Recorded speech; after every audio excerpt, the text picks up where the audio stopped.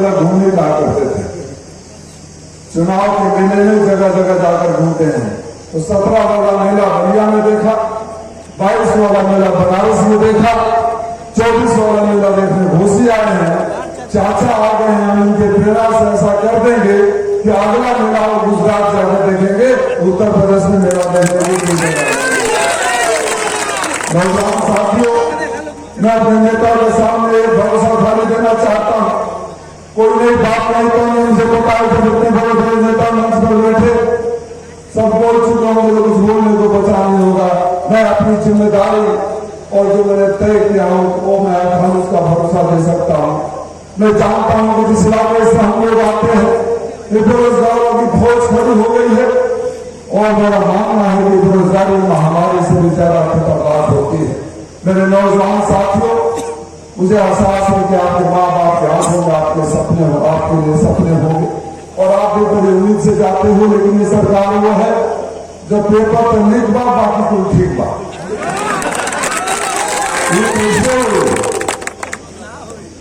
जब पेपर लिख बा तब ठीक कराओगे कहिए।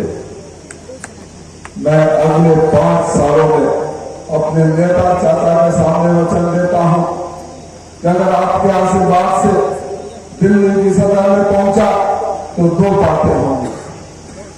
20 साल बाद इस नई पीढ़ी के लोग, हम लोग जब घोषी की बात करते हैं तो पंडिताओं का शास्त्र से शुरू होकर स्वर्ग कल्पना की धरती तक आते आते खत्म हो जाते हैं। और चाचा, आज सूर्य कल्पनाथ राय जी की पत्नी ने एक प्रेस कॉन्फ्रेंस करके उन्होंने घोषणा कर दी कि राजीव राय मेरा बेटा है और मेरे बेटे का तो आपसे आना चाहिए, बड़ा आशीर्वाद मिला। इसलिए हम लोग कहते हैं कि आप सुबह 2 बातें होगी।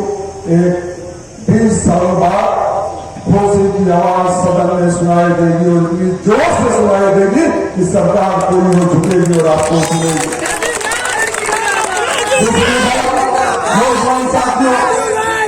नौजवान साथियों, इस बेरोजगारी का मैं शिक्षा में दूं। दुनिया के आधे से अधिक मुल्कों में जा चुका हूं। मुझे पता है कि शिक्षा में विकास कैसे करते हैं, रोजगार कैसे पैदा करते हैं, नए अवसर कैसे पैदा करते हैं, बच्चों की क्षमता के हिसाब से उनके लिए अवसर कैसे पैदा कर सकते हैं। विस्तार से बात करने का समय नहीं क्योंकि समय खत्म हो रहा है।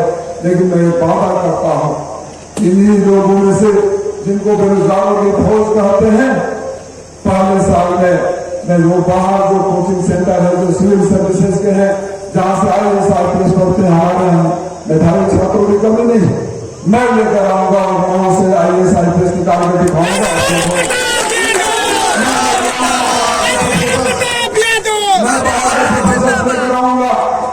और दिखाऊंगा, आपको ट्रेनिंग दूंगा, फ्री का ट्रेनिंग करी बच्चों को दूंगा, पढ़ाऊंगा और दिखाऊंगा कि जो भारत सरकार ने 30 लाख वैकेंसियां की घोषणा करेगी इंडिया के प्रधानमंत्री सरकार में, जब हमारी सरकार बन जाएगी तो सबसे ज्यादा भर्ती हमारे मऊ के लोगों की होगी जो फौज में जाना चाहते हैं, जो फौज में जाना चाहते हैं, उनके लोगों में रिटायर्ड मिलिट्री ऑफिसर्स और पुलिस ऑफिसर्स की टीम लेकर आऊंगा जो आपको 100 साल फिजिकल और रिटर्न का ट्रेनिंग देगी। तो अगर आजमगढ़ में 100 लोग भर्ती होते हैं तो मेरे गाँव में 500 लोग भर्ती होंगे। और चौथा, जो बच्चे कहीं ले जाते हैं उनके लिए वोकेशनल ट्रेनिंग, स्किल ट्रेनिंग, उनके लिए स्वतः रोजगार कैसे पैदा किया जाए उसका मैं एक्सपर्ट हूँ, मैं पैदा करूंगा। 5 साल बाद मैं अपने नेता के सामने कहता हूँ आपके आशीर्वाद से पहुंच गया। जब आखिरी सत्र हो रहा होगा तो घोषी का सांसद खड़ा होगा और घोषी का सांसद कहेगा महामहिम प्रधानमंत्री जी आप देखिए पूरे देश में सबसे ज्यादा नौकरी और रोजगार किसी को मिला है तो मेरे घोषी के लोगों को मिला है और मैं इस वचन को दिखाऊंगा। आप इतनी देर तक इंतजार करते रहे, 10 सालों से मैं आपके बीच में।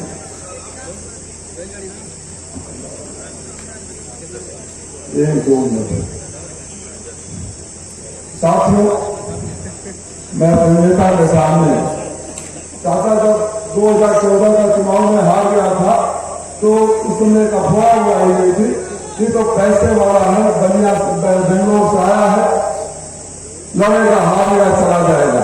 ठीक इसे पिछले दिन मऊ के हिंदी भवन में मैं आया था, आप लोगों के आशीर्वाद से आया था, और मैंने घोसले के मालिकों से कहा था कि घोसले के मालिकों जिसको भी आपको दिल्ली भेजना था आपने दिल्ली भेज दिया। ये राजीव राय का वादा है कि मैं आपके दिल में जगह बनाऊंगा और जिंदगी में आखिरी सांस भी घोसले के साथ करूंगा। मैं उस वादे को निभा रहा हूँ। मैं तो ऐसा थोड़ा है मैं जनता के सामने कानून झिझक नहीं हूँ, ऐसा थोड़ा है कि मेरा वो पद नहीं है कि मैं कहीं और नहीं जा सकता या कोई और नहीं ले सकता। ऐसा थोड़ा है कि इनकम टैक्स से छापे और लगातार प्रताड़ना के बाद उनके यहाँ जाकर मैं समाधान नहीं पा सकता। लेकिन मेरे रगों में मेरे पिताजी स्वर्गीय राजनारायण नेता के शिष्य हुआ करते थे और मेरे राज्य का कतारा श्रद्धेय नेताजी दिनेश्वर मिश्रा चंद्रशेखर जी के चरणों में सीखा है। मेरे नेता चाचा है, जिनके नाम से ही हम सब में हौसला हो जाता है, जोश आ जाता है। मेरे नेता यादव जी है।